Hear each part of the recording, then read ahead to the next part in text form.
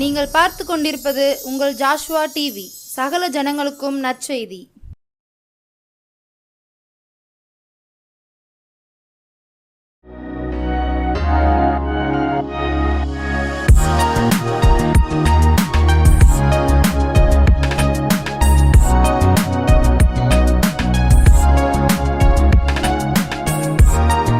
ஆண்டவரும் இரட்சகருமாகிய இயேசுவின் நாமத்தினாலே ஜாஸ்வா டி அனைவர்களுக்கும் நேயர்கள் அனைவருக்கும் நற்செய்தி நேரம் சார்பாக அன்பின் சமாதான வாழ்த்துக்களை தெரிவித்துக் கொள்கிறேன். இந்த நாளிலும் தேவன் நம்மோடு பேசும்படியாக கொடுத்த வார்த்தை ஏசாயா 32வது அதிகாரம் வசனம் 2. அவர் காற்றுக்கு ஒதுக்காகவும் பெரு வெள்ளத்துக்கு புகலிடமாகவும் வறண்ட நிலத்துக்கு நீர்க்கால்களாகவும் விடாய்த்த பூமிக்கு பெருங்கண்மலையின் நிழலாகவும் இருப்பார். இங்கு ஆண்டவர் 4 விதமான ஆசீர்வாதங்களை பார்த்து கொண்டிருக்கிற உங்களுக்கு இன்று கூறுகிறார். முதலாவது நாம் என்ன என்று பார்த்தோமானால், அவர் காற்றுக்கு ஒதுக்காகவும், அதாவது வாழ்க்கை ஒரு பயணம் போன்றது. அந்த வாழ்க்கை பயணத்தில் அநேக பிரச்சனைகள், அது சூறாவளி போல அநேக காரியங்கள் வாழ்க்கையில் வரலாம். ஆனால் ஆண்டவர் சொல்லுகிறார், அந்த காற்றுக்கு ஒதுக்காக. அடுத்து பெருவெள்ளம் போல காரியங்கள் உன் வாழ்க்கையில் வரலாம், அதுக்கு நான் புகலிடமாக இருக்கிறேன். அடுத்து வறண்ட நிலம் போல உன் வாழ்க்கை இன்றைக்கி சூழ்நிலையில், என் வாழ்க்கை இப்படியாக இருக்கிறது, தரித்திரத்தில் ஒன்றுமே இல்லாத சூழ்நிலை நான் இருக்கிறேனே அப்படி சொல்லும் பொழுது ஆண்டவர் சொல்லுகிறார், நான் தான் நீர்க்கால், நான் தான் வற்றாத நீரூற்றா அவள் வாழ்க்கையில் இருக்கேன்னு சொல்லுகிறார். அடுத்து விடாய்த்த பூமிக்கு ஒன்றுமே இல்லை, எல்லாம் முடிஞ்சு போயிட்டு அப்படி சொல்லி ஒரு இளைப்பாறுதலே இல்லை, அதுக்கு அந்த சொல்லி முடியாத துயரத்தில் இருக்கக்கூடிய சூழ்நிலையில் இருக்கிற உங்களுக்கு பெரும் கண்மலையின் ஒரு நிழலாக கூட நான் உங்களுக்கு இருக்கிறேன் என்று சொல்லி உங்கள் ஆண்டவர் உங்களையும் என்னையும் நேசிக்கிற, உங்களுக்காகவும் எனக்காகவும் ஜீவனை கொடுத்து இன்றும் ஜீவிக்கிற அந்த இயேசு உங்களை பார்த்து சொல்லுகிறார். முதலாவது 4 காரியங்களை, 4 ஆசீர்வாதங்களை என்று நமக்கு சொல்லுகிறார். முதலாவது நாம் பார்த்தோம்னால், அவர் காற்றுக்கு ஒதுக்காகவும் அப்படி என்று சொல்லப்பட்டிருக்கிறது. அதாவது காற்று பெரிய பிரச்சனை நம்முடைய வாழ்க்கையில் நல்லா போய்கிட்டு இருக்க நேரத்திலேயே வியாதியோ இல்லை ஏதோ ஒரு மனுஷர் மூலமாக பிரச்சனைகளோ, பிள்ளைகள் தவறான விதத்தில் வழி தவறி செல்லும் பொழுது, இன்னும் கணவருடைய தவறான காரியம் இல்லை மனைவியுடைய தவறான காரியங்கள் நிமித்தமாக இன்னும் தேவையில்லாத பிரச்சனைகள், பக்கத்து வீட்டுக்காரர்களால், வேலை பார்க்கும் இடத்துல இப்படியாக ஒரு புயல் காற்று நம் வாழ்க்கையில் அடிக்கும் பொழுது நமக்கு யார் இருக்கிறா? ஒரு நேசர் இருக்கிறார். அவர் சொல்லுகிறார், காற்று உன் வாழ்க்கையில் புயல் வீசி அடிக்கும் பொழுது நான் தான் உனக்கு அதற்கு மறைவிடமாக புகலிடமாக இருக்கிறேன் என்று சொல்லி ஆண்டவர் உங்களை பார்த்து சொல்லுகிறார். ஒருவேளை உங்கள் வாழ்க்கையில், என் வாழ்க்கையில் இப்படி ஒரு பெரிய புயல் காற்று அடித்து கொண்டு இருக்கிறார், என்ன செய்வது என்று சொல்லி கலங்கி திகைத்து கொண்டிருக்கிறீர்களா? ஆண்டவர் சொல்லுகிறார், உனக்கு ஒதுக்காக, உனக்கு மறைவிடமாக, உனக்கு புகலிடமாக நான் இருக்கிறேன் மகளே என்று சொல்லுகிறார். வேதத்திலே கூட நாம் ஒரு காரியத்தை பார்த்தோமானால், அதாவது யாக்கோபு ஏசாவிடம் அவனை வஞ்சித்து விட்டு, அதனால் ஏசாவுக்கு யாக்கோவுக்கு பிரச்சனை வரும் பொழுது அவன் என்ன செய்கிறார்? அவன் தாய் சொல்லுகிறாள், நீ என் சகோதரன் லாபான் இடத்திற்கு போய் என்று சொல்லும் பொழுது அவன் அங்கு லாபான் இடத்திற்கு போகிறார். அங்கு போகும் பொழுது அங்கு லாபானால் வஞ்சிக்கப்பட்டு ஒரு 10 முறை சம்பளத்தை மாற்றுகிறார். அங்கு கடுமையான அவருடைய 2 மனைவிகளுக்காக அவன் 7-14 வருஷம் ஊழியம் செய்கிறான். பல பாடுகள் கஷ்டங்களை படும் பொழுது ஆண்டவர் ஒரு நாள் சொல்லுகிறார், உன் தேசத்துக்கும் உன் இனத்துக்கும் நீ திரும்பி போ அப்படி என்று சொல்லும் பொழுது அங்கு யாக்கோபு கடந்து வருகிறான். அப்பொழுது தன் சகோதரனை குறித்து பயம் அவனுக்கு உண்டாகிறது. அவன் என்ன செய்கிறான்? அவன் வாழ்க்கையில் அவன் ஏசாவை கண்டு பயப்படுகிறான். அது யாக்கோபுடைய வாழ்க்கையில் ஒரு காற்று அடிக்கிறது, பயம் என்ற காற்று அடிக்கிறது. என் சகோதரர் பழைய காரியங்கள் நினைவில் வைத்து என்னையும் என் குமாரனையும் பிள்ளைகளையும் அழித்து விடுவானோ என்று சொல்லி என்ன செய்கிறான்? அவன் பயப்படுகிறான். ஆனால் அவன் என்ன செய்கிறான்? பயந்து அவன் அழுது துக்கித்து கொண்டே அவன் இருக்கவில்லை. அவன் என்ன செய்கிறான்? அப்படியாக அங்கு அவன் வாழ்க்கையில் அடித்த அந்த பயம் என்ற காற்றுக்கு அவன் ஒதுக்காக தேவனிடம் அவன் என்ன செய்கிறான்? தேவனை அவன் தேடுகிறான். அங்கு நான் பார்த்தோமானால் ஆதியாகமம் 32 அதன் 24வது வசனத்தில், ஆதியாகமம் 32:24, யாக்கோபு பிந்தி தனித்திருந்தான். அப்பொழுது ஒரு புருஷன் பொழுது விடியும் அளவும் அவனோட போராடி என்று அங்கு வசனம் சொல்லப்பட்டுள்ளது. அங்கு யாக்கோபு என்ன செய்கிறார்? அவன் வாழ்க்கையில் ஒரு காற்று அடிக்கிறது. அவன் தேவனோட சமூகத்துக்கு ஓடுகிறான். பிள்ளை எல்லாவற்றையும் சரியாக செய்துவிட்டு எல்லாவற்றையும் ஒவ்வொருவரையும் பின்பதாக அவன் வேலையாட்களையும் ஆடு மாடுகளை எல்லாவற்றையும் நிறுத்திவிட்டு என்னுடைய காரியங்கள்லாம் செய்துவிட்டு தேவ சமூகத்துக்கு போகிறான். அங்கு போய் பிந்தி தனித்து இருக்கிறான். தேவனோடு போராடுகிறான். என் வாழ்க்கையில் ஒரு காற்றடிக்கிறது, என் சகோதரா அழிந்து விடுவேனோ என்று சொல்லி அவன் என்ன செய்கிறான்? பயப்பட்டு கலங்கி தேவனிடத்துல அந்த காரியத்தை என்ன செய்கிறார்? அவருடைய பாதத்தில் விழுகிறார். அவருடைய போராடுகிறார். ஆண்டவர் சொல்லுகிறார் அங்கு அவனுடைய வாழ்க்கையில் அங்கே அவனை ஆண்டவர் 32:29 ஆண்டவர் அவனை என்ன செய்கிறார்? அவனை ஆசீர்வதிக்கிறார். பின்பதாக நான் பார்த்தோம்னால் ஆதியாகமம் 33வது அதிகாரத்தில் ஏசா அங்கு வருகிறார். 2 பேரும் என்ன செய்கிறது? ஒரு சமாதானம் உண்டாகிறது. அவர்கள் அப்போ யாக்கோபுக்கு இருந்த பயம் அங்கு நீங்கி விடுகிறது. ஏசா அப்படியே என்ன செய்கிறார்? கடந்து செல்கிறார். அப்படியாகத்தான் பிரியமானவர்களே, உங்கள் வாழ்க்கையிலும் ஏதோ ஒரு காரியம் எல்லாம் இருக்கிறது, ஆனால் ஒரு பயம் என்னை பிடித்து இருக்கிறது. என் வாழ்க்கையில் இதனால் எனக்கு ஒரு டிப்ரெஷன், மன அழுத்தம், என்னால் தூங்க முடியவில்லை, இந்த காரியம் என்னை அழுத்தி கொண்டு இருக்கிறது, இதிலிருந்து எப்படி நான் விடுபடுவது என்று சொல்லி நீங்கள் கலங்கி இருக்கிறீர்களா? உங்கள் காற்றுக்கு ஒதுக்காக ஒரு நல்ல தேவன் இருக்கிறார். அவரிடம் நீங்கள் வாருங்கள். அவர் என்ன செய்வார்? உங்கள் வாழ்க்கையில் வீசக்கூடிய இந்த புயலை பார்த்து மார்க் 4:39 அப்படித்தான் சீசர்கள் பட்டகிலே செல்லும் பொழுது அங்கே காற்று அடித்து கொண்டிருக்கிறது, புயல் அடிக்கிறது. அவர்கள் சொல்லுகிறார்கள், உமக்கு கவலை இல்லையா, நாங்கள் மடிந்து போகிறோம் என்று சொல்லுகிறார்கள். அப்பொழுதுதான் ஆண்டவர் அங்கு சொல்லுகிறார் வார்த்தை, மார்க் 4:39, காற்றை அதட்டி கடலை இறையாதே, அமைதலாயிரு என்று சொல்லுகிறார். உடனே அங்கு அமைதல் உண்டாகிறது. அப்படித்தான் பிரியமானவர்களே, உங்கள் வாழ்க்கையிலும் இன்று அந்த அடிக்கிற கொந்தளிப்பை, அந்த காற்றை அதட்டி அதை அமைதலாயபடி இறையாதபடி அடக்கச் செய்கிற சர்வ வல்லமை உடைய தேவன், இயற்கை ஆளுகிற ஒரு தேவன் உங்கள் வாழ்க்கையில் இருக்கிற அந்த காற்றை அதட்டி அதை இறையாதபடி அமைதிப்படுத்த தேவன் வந்திருக்கிறார். நீங்கள் காற்றுக்கு ஒதுக்காக இருக்கிற அந்த கர்த்தரிடத்தில் அப்படியே வந்து விடுவீர்களா? அடுத்ததாக எனக்கு வசனம் சொல்லுகிறது, பெரு வெள்ளத்துக்கு புகலிடமாகவும் அவர் யார் இருக்கிறார்? உங்களுக்கு ஒரு தேவன் இருக்கிறார். ஐயோ, வெள்ளம் போல ஒரு சூழ்நிலை, திடீரென்று நான் இப்படியெல்லாம் நினைக்கவில்லையே, என் வாழ்க்கையில் இப்படி ஒரு சம்பவம் நடக்கும் என்று நினைக்கவில்லை, இப்படி ஒரு காரியம் வந்துவிட்டது, நான் என்ன செய்வேன், நான் இதில் அமிழ்ந்து விடுவானோ அப்படி என்று சொல்லி நீங்கள் ஒருவேளை கலங்கி தவித்து இருக்கலாம். ஆனால் ஆண்டவர் சொல்லுகிறார், பெருவெள்ளம் போல இந்த காரியத்தை கண்டு நீ கவலைப்படாதே மகனே, கவலைப்படாதே, புகலிடமாக நான் உனக்கு இருக்கிறேன் என்று ஆண்டவர் சொல்லுகிறார். பெருவெள்ளத்துக்கு புகலிடமாக இருக்கிற அவர் அண்டையில் நீங்கள் வந்து விடுங்கள். இப்படித்தான் தாவீது கூட அவன் அபிஷேகம் பண்ணப்படுகிறான். ஆனால் சவுல் அவனுக்கு விரோதமாக எழும்பி அவன் என்ன செய்கிறான்? துரத்தி கொண்டே வருகிறான். ஒரு நாள் 1 சாமுவேல் 26 பார்த்தோமானால் தாவீது சவுலுக்கு பயந்து ஒரு இடத்துல ஒளிந்திருக்கிற ஆகிலா மேட்டிலே ஒளிந்திருக்கிறார். இதை சவுல் கேள்விப்பட்டு அவனுடைய இராணுவத்தோடு அவனை பின்தொடர்ந்து வருகிறான். அவன் அந்த இடத்துல பாளையம் இறங்கி இருக்கிறான். 1 சாமுவேல் 26வது அதிகாரத்தில் நாம் அதை பார்ப்போம் என்றால் அந்த சம்பவம் அங்கு எழுதப்பட்டுள்ளது. அப்பொழுது அங்கு தாவீது சொல்லுகிறார், தாவீது கூட இருக்கிற அபிசாயை பார்த்து சொல்லுகிறார், அங்கு சவுலும் அவனுடைய வேலைக்கு அவனுடைய இராணுவத்தில் எல்லாரும் அங்கே பாளையம் இருக்கிறார், நாம் அந்த பாளையத்துக்கு போவோமா என்று கேட்டபொழுது அபிசாய் அங்கு வருகிறார்.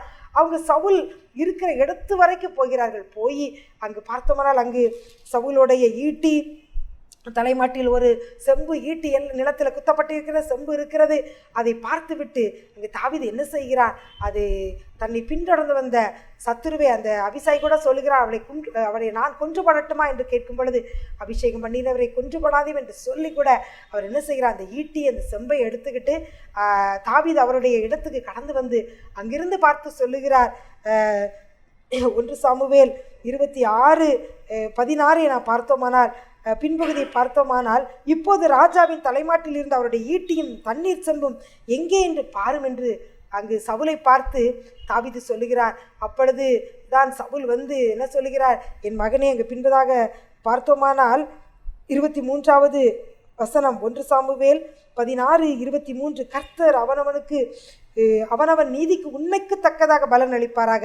இன்று கர்த்தர் உண்மை என் கையில் ஒப்புக்கூடாதிருந்தும் கர்த்தர் அபிஷேகம் பண்ணினவர் மேல் கையை நீட்ட மனதில்லாது இருந்தேன் அப்படின்னு சொன்ன பொழுது அங்கு சவுல் சொல்லுகிறார், சவுல் தாவீதை நோக்கி, என் குமாரனாகிய தாவீதே, நீ ஆசீர்வதிக்கப்பட்டவன், நீ பெரிய காரியங்களை செய்வாய், மென்மேலும் பலப்படுவாய் என்று சொல்லி ஆசீர்வதிக்கிறார். பெருவெள்ளம் போல ஒரு சூழ்நிலை தாவீது வாழ்க்கையில் வருகிறது. அவ்வளவுதான், தாவீது இருக்கிற இடத்த சவுல் கண்டுபிடித்து விட்டார்.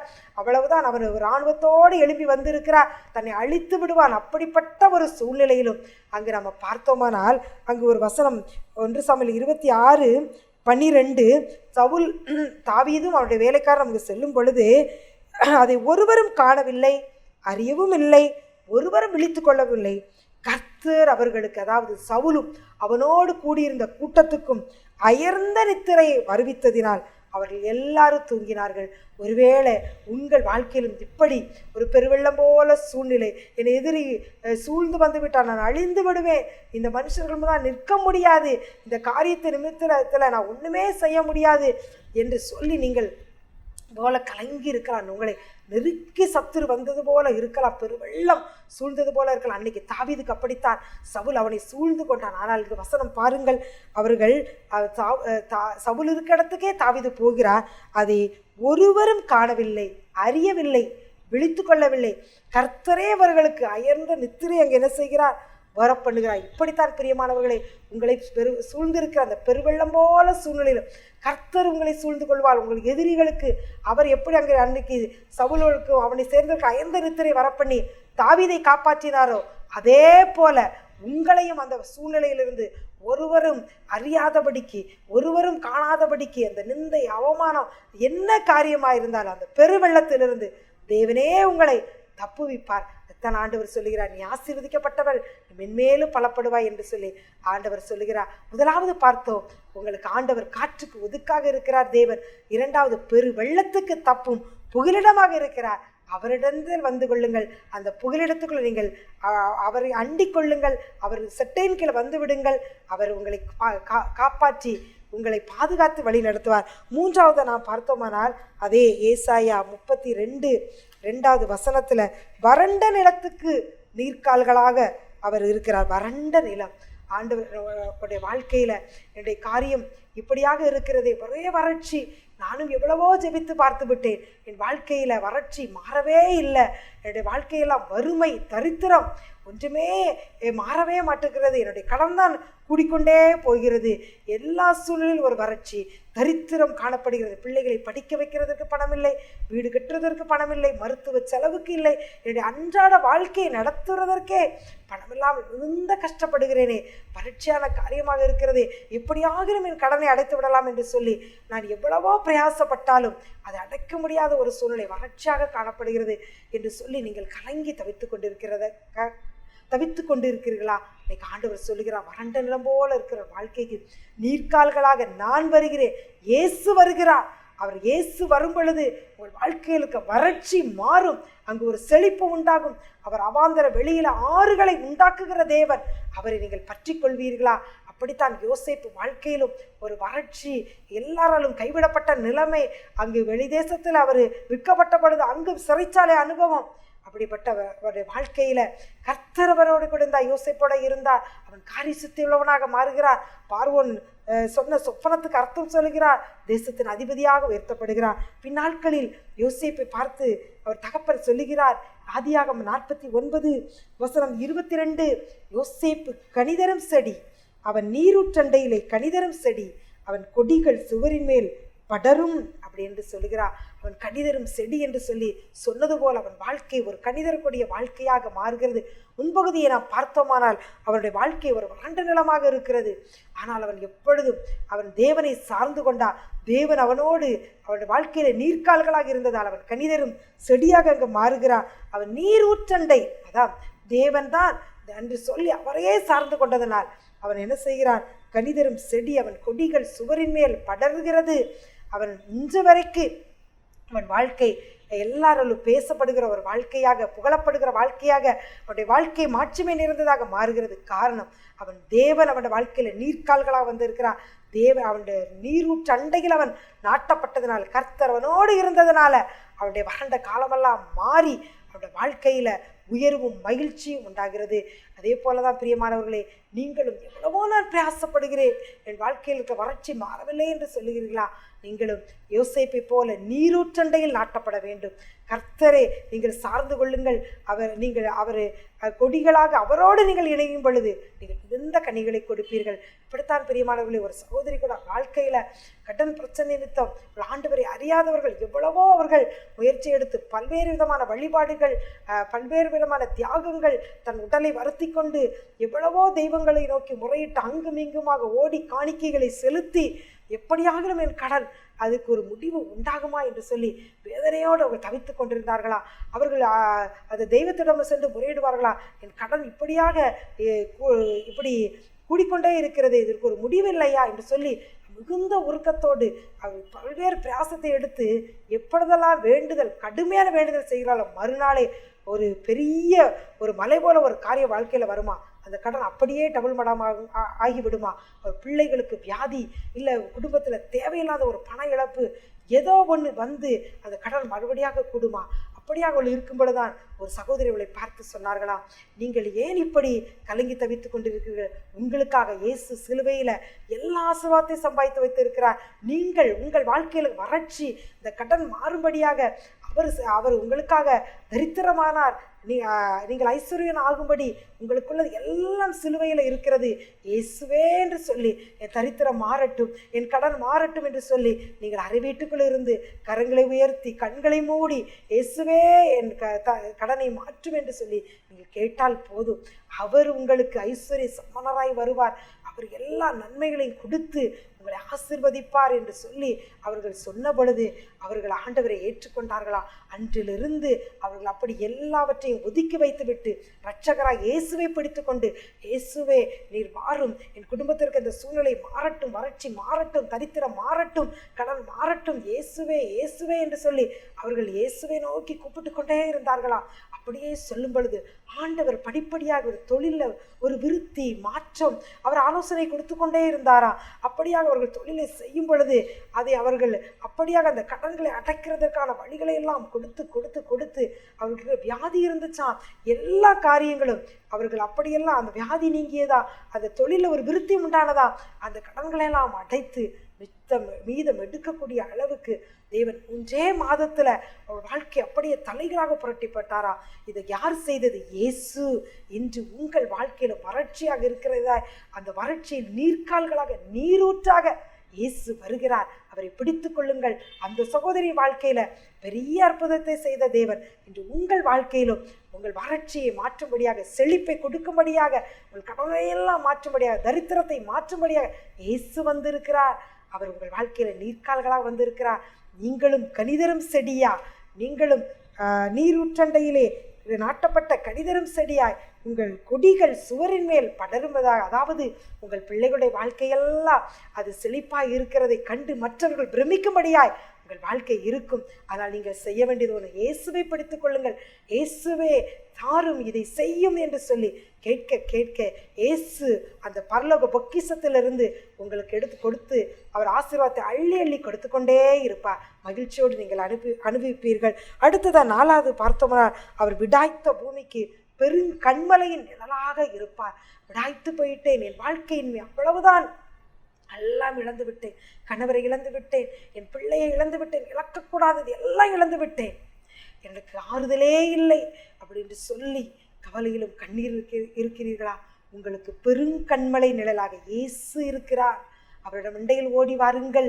இப்படித்தான் வேத புஸ்தகத்தில் ரூத் என்று கூட ஒரு மோபாப் சகோதரி இருந்தாள். அவள் சொன்னாள், உன்னுடைய தேவனே என்னுடைய தேவன், அவரே என் தேவன் என்று சொல்லி அவள் வந்த பொழுது வாழ்க்கையில் கணவரை இழந்திருந்தாள். இளம் வயதுள்ளவள், அவளுக்கு ஒன்றுமே தெரியாது. அவர் அறியாத ஒரு தேசத்திலிருந்து இஸ்ரவேல் நாட்டுக்கு வந்தாள்.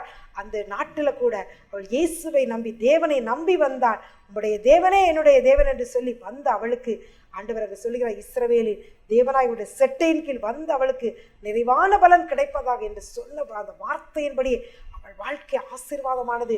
போவாஸ் நூல் அவள் வாழ்க்கை கட்டப்படுகிறது. அவள் விடாய்த்து போயிருந்த அவள் வாழ்க்கையில ஒன்றுமே இல்லாமல் அவள் இருந்த அவளுடைய வாழ்க்கையில ஒரு மறுமலர்ச்சி அங்கு காணப்படுகிறது. அங்கு தேவன் அவள் வாழ்க்கையில பெரிய காரியங்களை செய்கிறார். அவள் வாழ்க்கை கட்டப்படுகிறது. அவள் சந்தையிலிருந்து தாவீது வருகிறார், இயேசு வருகிறார். அவள் வாழ்க்கை மிகுந்த ஒரு சாட்சியுள்ள வாழ்க்கையாக மாறுகிறது. விடாய்த்து போயிருக்கிறீர்களா? உங்களுக்கு ஒரு பெருங்கண்மலை நிழல் இயேசு இருக்கிறது. இஸ்ரவேலின் தேவனாகிய செட்டின் நிழல்ல நீங்கள் அடைக்கலமாக வந்துவிட்ட அவரால் நிறைவான பலன் உங்கள் வாழ்க்கையில கிடைக்கும். முதலாவது பார்த்தோம், அவர் காற்றுக்கு ஒதுக்காக இருக்கிறார். அடுத்ததாக பார்த்தோம், பெருவெள்ளத்துக்கு புகலிடம். மூன்றாவது, வறண்ட நிலத்துக்கு நீர்க்கால்களாக இருக்கிறார். நான்காவதாக, விடாய்த்த பூமிக்கு பெருங்கண்மலை நிழலாக தேவன் இருக்கிறார். அவர் உங்கள் வாழ்க்கையில எல்லாவற்றுக்கும் எல்லாமாக இருந்து உங்கள் வாழ்க்கையில காற்றுக்கு ஒதுக்காக இன்னுமாக பெருவெள்ளத்துக்கு புகலிடமாக இருந்து உங்களை தப்புவித்து உயர்த்தி கனப்படுத்துவா. அப்படியே நாம் ஜெபிப்போமா?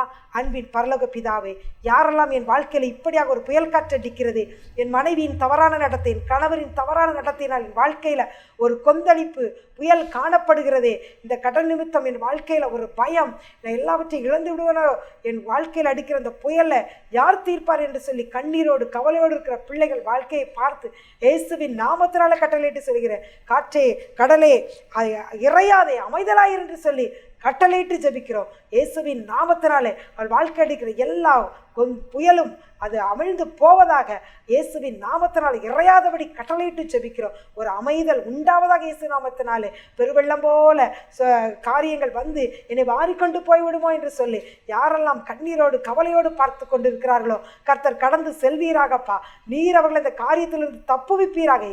எதிரியின் கையிலிருந்து உங்களுடைய பிள்ளைகளை விடுவிப்பீராக. அவள் குடும்பங்களில் காணப்பட வறட்சி தரித்திரம் எல்லாம் மாறட்டும் இயேசுவின் நாமத்தினாலே. ஒவ்வொருவரை இயேசுவின் நாமத்தில் ஆசீர்வதித்து ஜெபிக்கிறோம். இயேசுவின் மூலம் ஜெபிக்கிறோம் நல்ல பிதாவே.